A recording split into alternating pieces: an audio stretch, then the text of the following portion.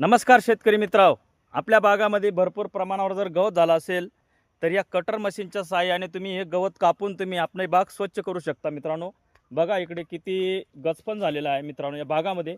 याच्याने काय होतं की आपल्या ज्या फळावर आहे खरडा म्हणा, आळी म्हणा, या आळीचं प्रमाण वाढतं आणि ते काय तुम्ही बघा आता बाग कसा आहे एकदम गचपण झालेलं आहे। या अशा फळांवरती आपल्या याच्यावरती का जो खरडा डाग हे सगळं तेल येण्याची शक्यता असते मित्रांनो।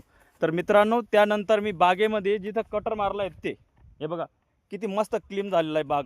फक्त झाडं आणि झाडं राहता अशा पद्धतीने खूप स्वच्छ होऊन जातो बाग मित्रांनो। जर मित्रांनो ज्या मित्रांनी आपल्या बागामध्ये गवत झाले असेल तर त्या लोकांनी आपल्या बागामध्ये या कटर मशीनचा वापर करून चांगल्या पद्धतीने बाग स्वच्छ करून घ्या शेतकरी मित्रांनो।